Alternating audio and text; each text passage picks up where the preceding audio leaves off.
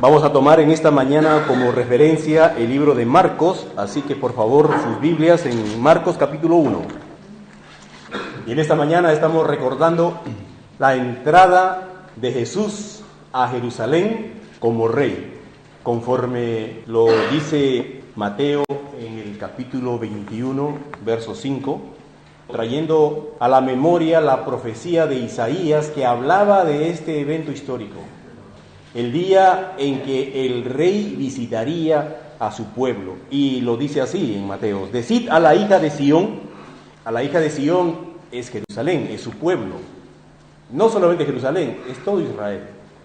Decid a la hija de Sión: he aquí, tu rey viene a ti, manso y sentado sobre una asna, un pollino, hijo de animal de carga. Entraba Jesús, el rey. Y yo quisiera traer también a la memoria lo que Dios había advertido de lo que significaba tener un rey. Dios le dice al pueblo, la primera vez que ellos pedían un rey, le dice Dios a Samuel: diles al pueblo, amonéstales que esto sucederá si ustedes piden un rey, porque es lógico. Le dice: el rey tomará de tus hijos para que sean sus soldados, su guardia personal, para que lo custodien a él, para que vayan delante de él. El rey tomará de tus hijos para formar sus ejércitos, sus soldados, para llevarlos y enviarlos a la batalla. El rey tomará de tus hijos para que sean ellos quienes les hagan los armamentos y los pertrechos, todo lo que tiene que ver con la guerra. También tomará de tus hijos para que cuiden su tierra, para que la labren y para que la cosechen. Y también tomará de tus hijas para que sean sus perfumadoras, para que sean sus amasadoras, sus cocineras, sus lavanderas. Y también tomará de tus tierras lo mejor de ello para sí, lo mejor de tus olivares, de tus viñas, para alimentarse él y para alimentar a la gente que le sirve. Es lo normal, es lo que le toca a un rey. Y también tomará de tu ganado, de tus ovejas y de lo mejor, tomará para alimentar a su gente. Y diezmará tus cosechas, porque él necesitará esas cosas. Y es lo normal, que si quieren un rey, tienen que mantenerlo. Y el rey tiene que vivir de una forma diferente al pueblo. Y el rey muchas veces vive de una forma esplendorosa y el pueblo en una forma miserable. Y los hijos del rey y su descendencia, peor. Desde pequeños están acostumbrados a lujos, a placeres y a una serie de satisfacciones que los hijos piensan que el pueblo vivirá igual. Son totalmente ajenos a cómo vive el pueblo. Y es lo que le toca a un rey. Y nosotros proclamamos a nuestro Señor Jesús como nuestro rey. Y Él tiene derecho sobre nosotros.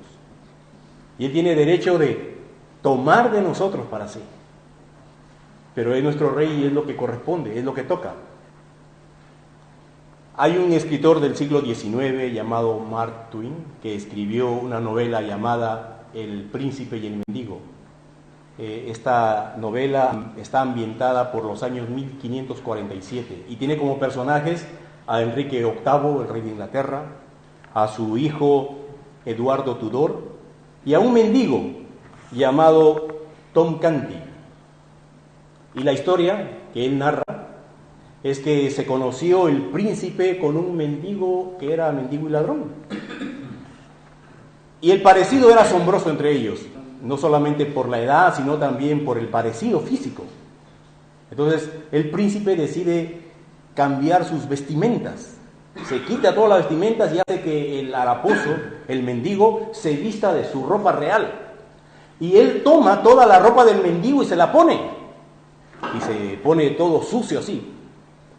El siguiente paso es que la guardia lo encuentra al príncipe vestido de mendigo y cree que es un mendigo y lo expulsa del palacio. Él replica y dice: no, yo soy el príncipe, yo soy el príncipe. Y lo creen loco y lo sacan del palacio y lo botan a las calles, amenazándolo que si vuelve por ahí lo van a matar. Mientras que el mendigo, vestido de príncipe, él también dice: no, yo soy un mendigo, yo soy un mendigo. Y eso provoca risas en el palacio, incluso el mismo padre, Enrique VIII, no nota ningún tipo de diferencia y pensando que su hijo se había enloquecido un poquito, ordena que no vayan a decir nada a estas cosas, que quien diga que su hijo se ha alocado es traición y está penado con la muerte. Este príncipe que está expulsado y vestido como mendigo experimenta la vida del pueblo. Tiene que pasar frío, tiene que pasar hambre, tiene que pasar desprecios, porque ahí no lo honran, no le dan sus gustos. Ahí tiene que comer lo que pille por donde pueda. Y las sobras, esas cosas que tiene que comer, le producen náuseas y todo, pero le toca vivir eso a él. Y después de unos días, Enrique VIII, producto de una enfermedad, él muere a los pocos días. Entonces proclaman al príncipe, el mendigo vestido como príncipe, lo proclaman como rey. Y de ahí a unos días lo iban a coronar. Y la noticia llega al pueblo, y él escucha también que había muerto el rey, pero escucha la alegría del pueblo diciendo, ¡qué bien que se ha muerto ese rey malvado! Y empezaba él, el hijo, a escuchar las quejas del padre, que era un rey malo, que era injusto, que oprimía, que había quitado esto por aquí y por allá. Entonces alguien del pueblo dijo, sí, pero su hijo Eduardo, él será diferente. Y otro decía, mentira, todos son de la misma calaña. Bueno, este príncipe trata de llegar a palacio e impedir la coronación del falso príncipe. Y lo logra y puede recuperar al fin su trono. Pero algo había cambiado en él. Aprendió a mirar al pueblo de una manera diferente. En todos esos días, en todas esas semanas que había pasado en el pueblo, viviendo las angustias del pueblo, hizo amigos y conoció otra realidad. Entonces, él dijo, yo no seré como mi padre. Él aprendió y entendió cómo vivía el pueblo. Y nuestro Rey, nuestro Señor Jesucristo, Él no por circunstancias adversas, sino de propia voluntad, quiso conocernos a nosotros. Quiso saber qué sienten los humanos. Y la palabra de Dios nos dice en Marcos 10:45, ahí está en pantalla, porque el Hijo del Hombre, o sea, nuestro Señor Jesucristo, Él no vino aquí para ser servido, sino que Él vino para servir. Y es más, dar su vida en rescate por muchos. Nuestro Rey Jesucristo, Él tuvo empatía por los hombres. La empatía es esa cualidad tanto cognitiva como emocional de poder ser capaz de comprender y de ponerse en las situaciones emocionales de otro. Así que Jesús llegó al punto de humanizarse, siendo Dios, para conocernos a nosotros. Por eso podemos decir que Jesús es un rey con empatía para con su pueblo. Ha intentado conocernos y lo ha logrado. ¿De qué forma? Siendo como nosotros, viviendo aquí en el pueblo, ya no en su palacio, sino mezclado con nosotros en la misma condición. De ahí ha resultado este verso que ponen en Hebreos capítulo 2, verso 18, que dice, pues en cuanto él mismo padeció siendo tentado, es poderoso para socorrer a los que son tentados. Habiendo él experimentado lo que es ser probado y tentado, le ha dado una calidad a él de comprendernos y de ayudarnos a nosotros cuando estemos en la misma situación. Este rey que siente empatía para con nosotros ha hecho unas cosas por su empatía, por conocernos. Voy a mencionar 3 de ellas nomás porque no habrá tiempo para las demás. Dice, en primer lugar, él se bautizó. Ahora vamos a Marcos, capítulo 1, verso 4. Dice, bautizaba Juan en el desierto y predicaba el bautismo de arrepentimiento para perdón de pecados. Luego en el verso 9 dice, y aconteció en aquellos días que Jesús vino de Nazaret a Galilea y fue bautizado por Juan en el Jordán. ¿Qué tipo de bautismo traía Juan el Bautista? Bautismo de arrepentimiento. Y Jesús no tenía que bautizarse, porque ¿de qué cosas iba a arrepentir Jesús? ¿Por qué fue y se bautizó también él? A diferencia de muchas personas que venían a él, a Juan, confesando sus pecados, habiéndose arrepentido, iban y se bautizaban. Ojo aquí, que el bautismo solo es una señal externa de una condición interna.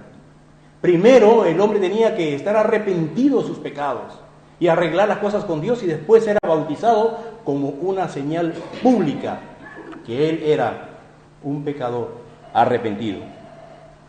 Porque ¿de qué sirve bautizarse si uno no está arrepentido? Aquí en esta iglesia se han bautizado personas que no siguen en la fe. Solamente fueron motivadas emocionalmente y lo hicieron, pero que realmente no tuvieron un genuino arrepentimiento para con Dios. No tuvieron un encuentro para con Dios. Eso es difícil de saber porque, como dice el dicho, cara vemos y corazones no sabemos. Gente que quiere bautizarse y que recibe un curso explicatorio de la Biblia de qué cosa significa eso, pero realmente no ha habido un arrepentimiento y un cambio. Entonces esos bautismos no tienen mayor repercusión. Un incrédulo bautizado es un incrédulo mojado, nada más. No hay cambios. También tenemos que decir que el bautismo no salva, ni asistir a la iglesia salva, ni hacer la oración de fe salva. Lo que salva es realmente cuando una persona siente y reconoce que es pecador. Entonces de eso empieza a arrepentirse, de todos los pecados que Dios le está haciendo ver. Y va corriendo hacia Dios para tratar de arreglar las cuentas con Él. Y utiliza el precio, porque hay un precio que pagar para arreglar las cuentas con Dios, que es la sangre de Cristo. Cuando hay ese verdadero arrepentimiento, solito vamos a querer bautizarnos.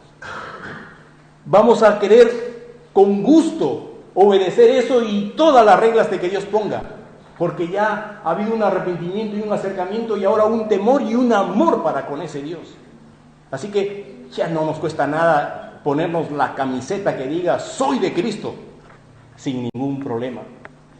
Y es más, somos capaces de entregar todo a nuestro Dios cuando hay un verdadero arrepentimiento. Esa es la clave que hay aquí.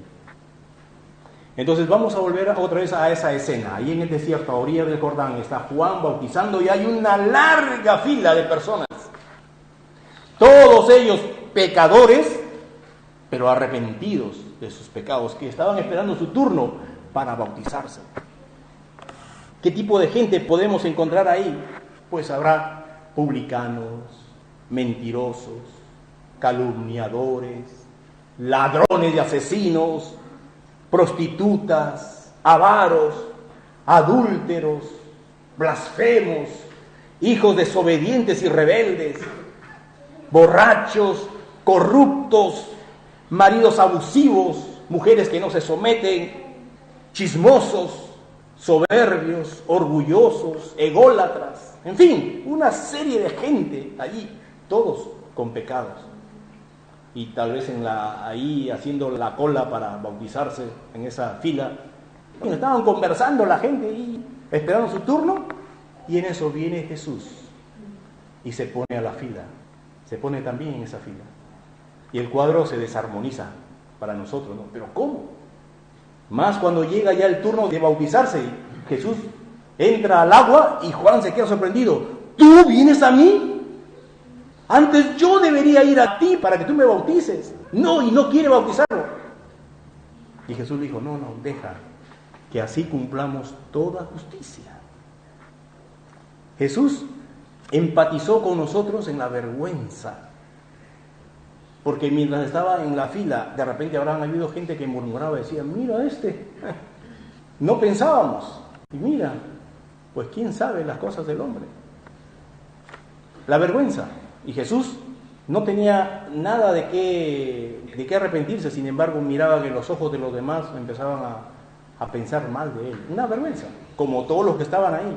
Pero Jesús empatizó con nosotros para llevar también la vergüenza del pecado y para llevar esta señal de que queremos arreglar las cosas contigo, Padre, contigo, Señor.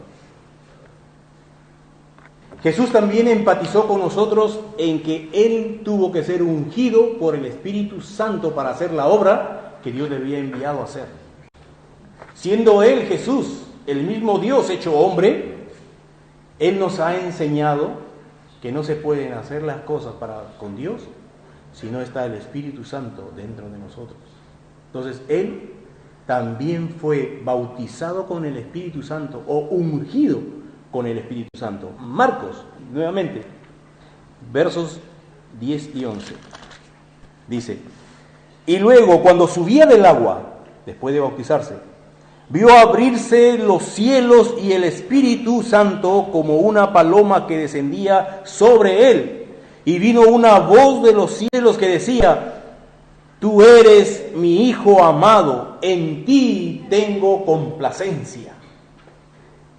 Jesús también tuvo que ser lleno del Espíritu Santo. Ahora, el pasaje profético en Isaías que hablaba de este evento cuando Jesús iba a ser bautizado, dice Isaías 42:21: he aquí mi siervo, yo lo sostendré, mi escogido, en quien mi alma tiene contentamiento. He puesto sobre él mi espíritu, él traerá justicia a las naciones. Y Jesús tuvo que ser ungido por el Espíritu Santo para hacer la obra de Dios, porque es la única forma de cumplir nuestra vida para la gloria de Dios. Alguien dijo: si el Espíritu Santo es tomado de repente aquí de la tierra y tú sigues viviendo, tú creyente sigues viviendo de la misma manera, eso da mucho que pensar. Porque si no estás viviendo en el poder del Espíritu Santo, bajo la dirección del Espíritu Santo, bajo la guianza del Espíritu Santo, entonces estás moviéndote en lo natural, en lo normal. Entonces eres un creyente. ¿Qué tipo de creyente eres? Si no te mueves guiado por el Espíritu Santo. Y Jesús aquí nos enseña que Él también necesitó ser lleno del Espíritu Santo para hacer la obra que Dios le había encomendado. Y acá en Zacarías 4:6 se pone esta verdad. Esta es palabra de Jehová que dice: no con ejército ni con fuerza, sino con mi espíritu, ha dicho Jehová de los ejércitos. Las cosas que nosotros logramos se tienen que lograr en la guianza del Espíritu Santo, no con ejército, no con fuerzas, no con dinero, no con astucia humana, no con recursos humanos. Las cosas en Dios, en nuestra vida, se tienen que lograr porque el Espíritu Santo está dentro de nosotros. Y eso nos enseñó Jesús aquí cuando Él se tuvo que bautizar. Lucas describe muchos episodios en el capítulo 4, donde dice que Jesús, lleno del Espíritu Santo, fue llevado al desierto. Luego en el verso 14 dice: y volvió después de ese tiempo de tentación en el poder del Espíritu Santo, y se fue a Galilea y ahí se difundió su fama. Luego, siguientes versos más adelante, dice: y el Espíritu del Señor está sobre mí por cuanto me ha ungido para hacer su obra. Ya los versos, ya el contenido que ustedes conocen. Y Hechos capítulo 10 y Mateo capítulo 12, hablándonos que Jesús hizo la obra no en sus fuerzas, lo hizo porque el Espíritu Santo estaba dentro de él para guiarle. Y esa es una tremenda lección para nosotros, que no podemos hacer la obra de Dios en nuestro parecer, en nuestro pensamiento, en nuestras fuerzas. No lo hagamos ni lo intentemos. Todo lo que hizo Jesús lo hizo en el poder del Espíritu Santo. Si el Señor Jesucristo necesitó ser lleno del Espíritu Santo, ¿cuánto más no lo necesitaremos nosotros? ¿Y cómo lo logramos? ¿Cómo el Espíritu Santo nos puede guiar cada día? La respuesta es muy básica y tú lo puedes comprobar. Si no estás siendo guiado por el Espíritu Santo, tú puedes, al empezar el día, orarle a Dios con la sinceridad de tu corazón y decirle: Señor, guíame hoy día. ¿Qué quieres que yo haga? ¿Para qué soy bueno hoy día? Y te aseguro, te garantizo, que en ese momento empezará Dios a poner pensamientos dentro de tu mente y te va a decir: haz esto, haz aquello.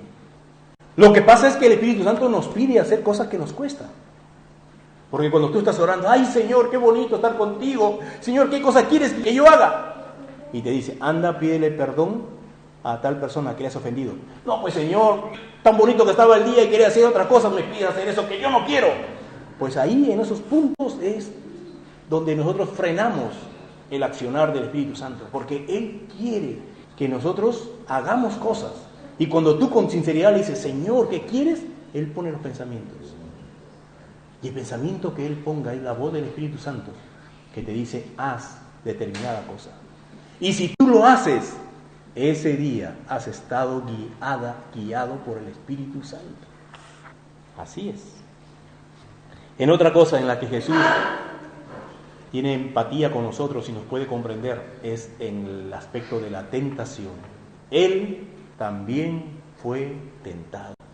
Y la tentación es algo que no debemos nosotros tenerle miedo, porque Dios nos ha capacitado con su Espíritu para hacerle frente. La cosa es que nosotros muy rápido soltamos, muy rápido nos declaramos como vencidos y caemos.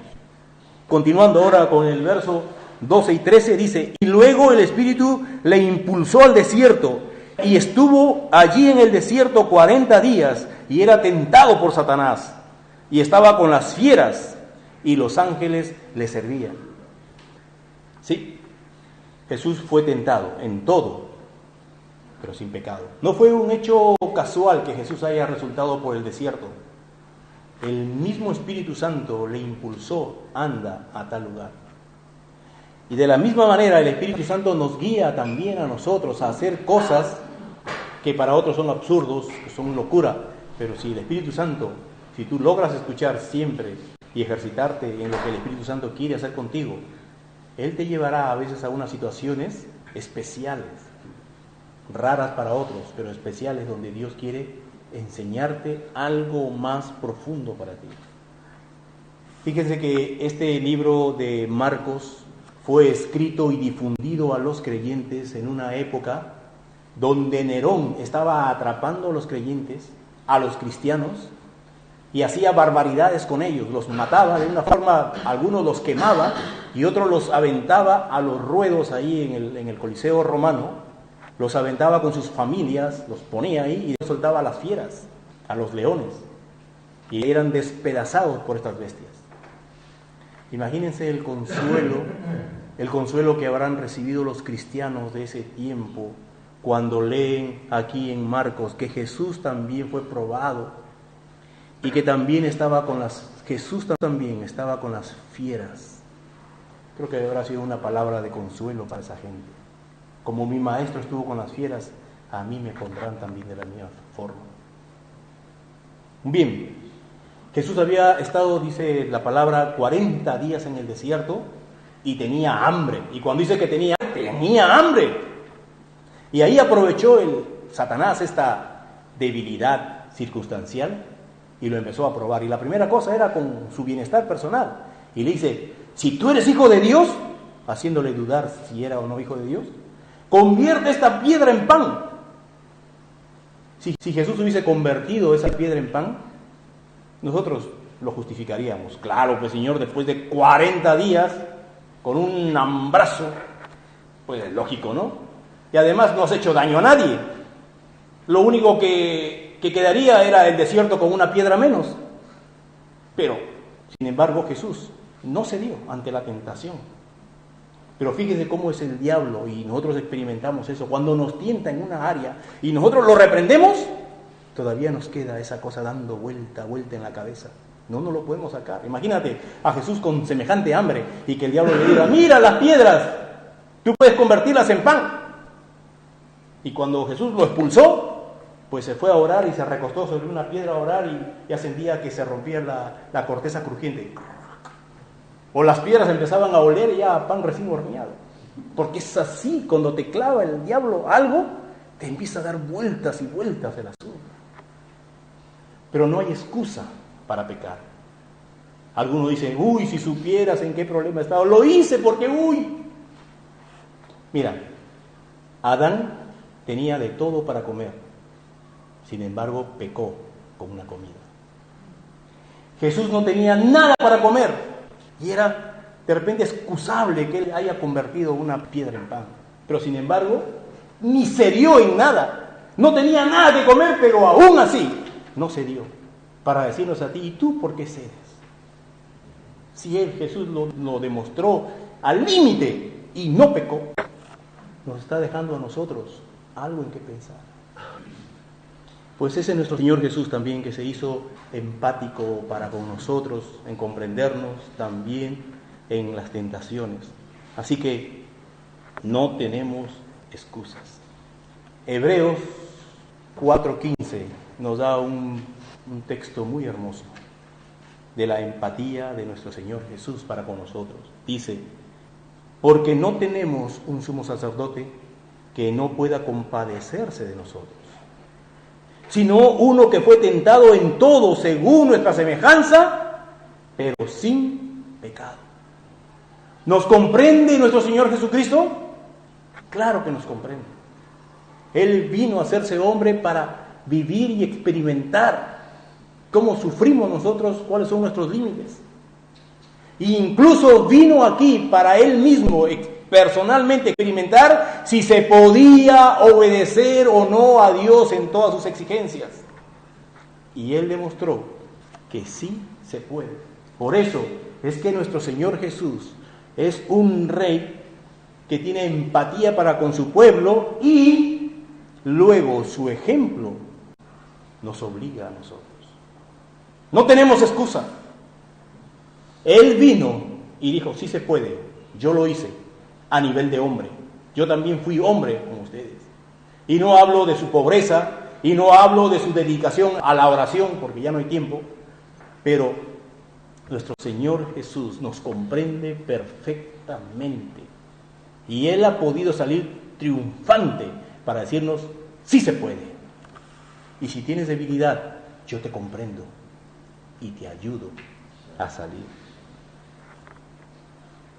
Así que no tenemos excusa y tenemos un rey que nos conoce, que conoce al pueblo. Tenemos un rey que también sabe todos nuestros límites.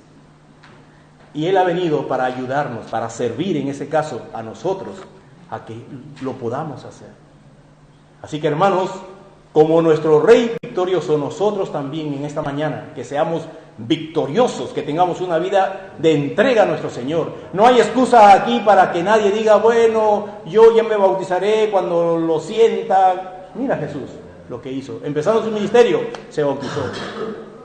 Mira a Jesús también en la dependencia del Espíritu Santo. Nosotros también necesitamos vivir dependientes del Espíritu Santo. Habla con Él, habla con Dios y dile, Señor, guíame a través de tu Espíritu.